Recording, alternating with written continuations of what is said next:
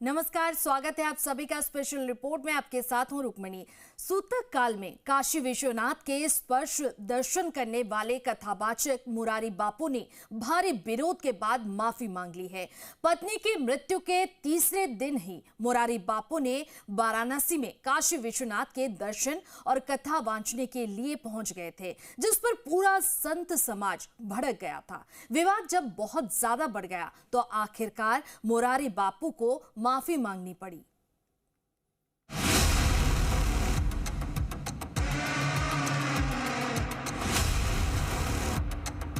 किसी को ठेस लगी हो तो मैं आप सबके प्रति क्षमा प्रार्थी हूँ। आपके प्रति मैं क्षमा मांग लेता हूँ।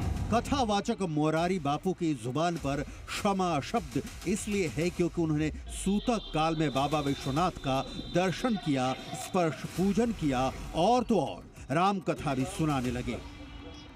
सनातन का ऐसा अपमान भला बाबा भोले के भक्त, काशी के संत और धर्मनगरी के लोग कैसे बर्दाश्त करते।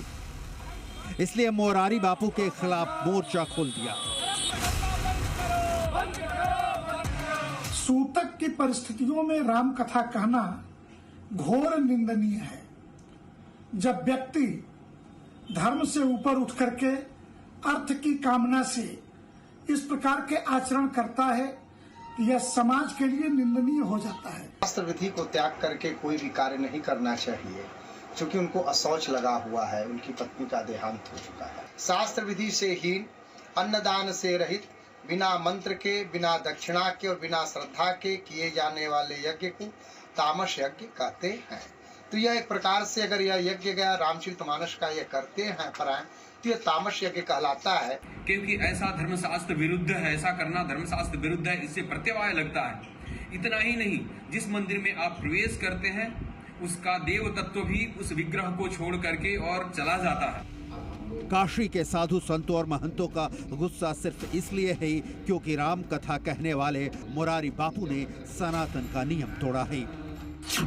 दरअसल 4 दिन पहले मुरारी बापू की पत्नी नर्मदा बा का 79 वर्ष की उम्र में निधन हो गया था। लेकिन पत्नी के निधन के तीसरे ही दिन मुरारी बापू काशी पहुंच गए। यहाँ तक कि उन्होंने बाबा विश्वनाथ का स्पर्श दर्शन किया, जलाभिषेक किया। अब वो काशी में श्री राम कथा भी कह रहे हैं, जो 1 हफ्ते और चलेगी। जैसे ही बाबा विश्वनाथ के दर्शन, पूजन और कथा की तस्वीरें सोशल मीडिया पर वायरल हुई, सनातनियों का गुस्सा 7वें आसमान पर पहुंच गया। हिंदू मान्यता के मुताबिक घर के परिवार के सदस्य के निधन के बाद सूतक लग जाता है और सूतक काल में पूजा, दर्शन और त्योहार मनाना, कथा कहना वर्जित है। इसी वजह से संत समाज मुरारी बापू के खिलाफ खड़ा हो गया। गुस्सा इतना कि काशी के लोगों ने मुरारी बापू का पुतला जलाकर प्रदर्शन किया।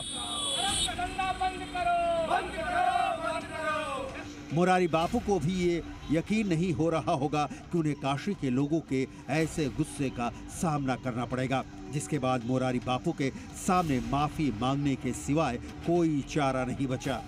लोगों को ठीक नहीं लगा है कि ये नहीं होना चाहिए था वगैरह वगैरह। इन सबको किसी को ठेस लगी हो तो मैं आप सबके प्रति क्षमा प्रार्थी हूँ। आपके प्रति मैं क्षमा मांग लेता हूँ। आप चिंता न करो, हम संवाद करते जाते रहेंगे, लेकिन आप सब बड़े हो और हम छोटे हैं। क्षमा बड़े को चाहिए, छोटे को तो हमको चाहिए। एक मंगल विधान के दौरान आगे विवाद और ज्यादा न बढ़े, इसके लिए उन्होंने वैष्णव संप्रदाय वाली दलील के जरिए विवाद को शांत कराने की भी कोशिश की।